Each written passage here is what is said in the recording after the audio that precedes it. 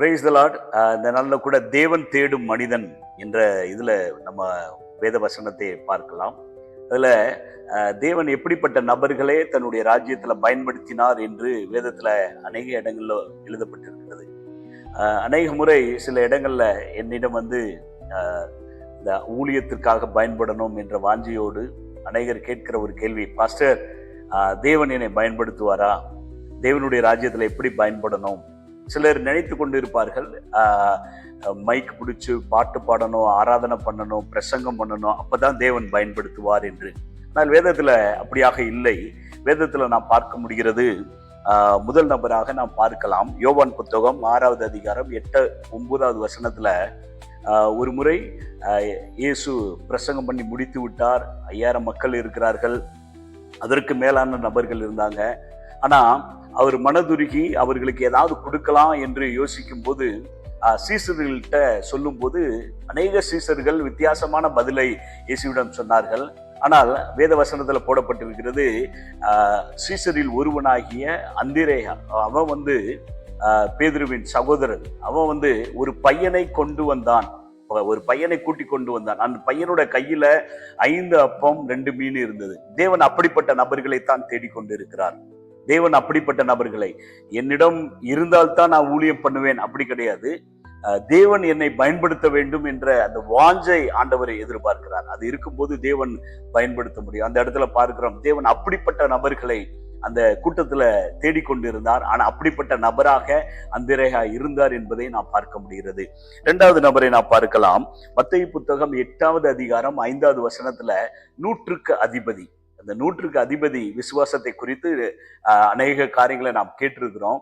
அதுல பார்க்கலாம், அவனுக்கு அநேக வேலைக்காரர்கள் உண்டு. ஆனால் ஒரு வேலைக்காரன் அவன் நோய்வாய்ப்பட்டு இருக்கிறான், அவன் குணமடைய வேண்டும் என்று இயேசுவிடம் வருகிறான்.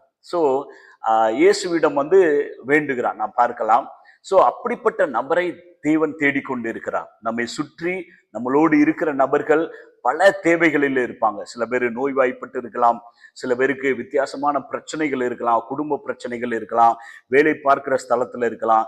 சோ அப்படிப்பட்ட நபர்களை இயேசுவிடம் கொண்டு வருவதற்கு நாம் ஒரு வாய்க்காலாக, ஒரு பாலமாக இருக்கலாம் என்று தேவன் விரும்புகிறார். அப்படிப்பட்ட நபர்களைத்தான் தேவன் தேடிக்கொண்டு இருக்கிறார். அவனுக்கு அநேக நேரங்கள் தேவைப்படுகிறது. ஏனென்றால் 100க்கு அதிபதி, அவன் பிஸியா இருப்பான் எப்பயுமே. ஆனா ஒரு நபருக்காக அவன் வருகிறான்.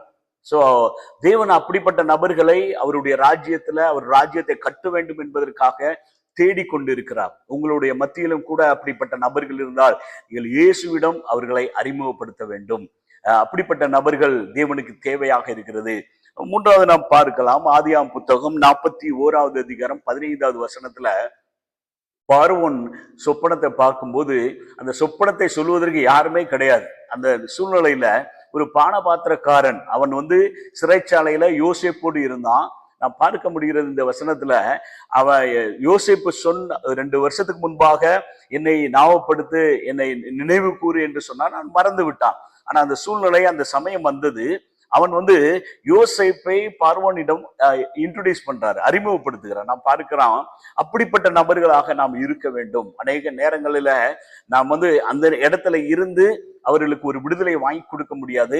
ஆனால் விடுதலையை கொடுப்பதற்கு தேவன் ரெடியாக இருக்கிறார். அப்படிப்பட்ட ஊழியர்களை அறிமுகப்படுத்தலாம். தேவன் அப்படியாகத்தான் எதிர்பார்க்கிறார். அநேக இடங்கள்ல தேவனுடைய ராஜ்யம் அப்படியாகத்தான் கட்டப்படுகிறது. ஒருவராக இருந்து தேவனுடைய ராஜ்யத்தை யாரும் கட்டவே முடியாது. இந்த இடத்துல நான் பார்க்கிறோம், அவர் அறிமுகப்படுத்துகிறார். தேவன் யோசேப்பின் மூலம் அந்த பார்வோனுடைய சொப்பனத்தை விளக்கி யோசேப்பின் உயர்வுக்கு ஒரு காரணமாக அந்த பானபாத்திரக்காரன் இருந்தான். அப்படிப்பட்ட நபர்கள் தேவனுடைய ராஜ்யத்துல தேவைப்படுகிறவர்களாக இருக்கிறார்கள். அதோடு சேர்த்து அநேக காரியங்களை நாம் பார்க்கலாம்.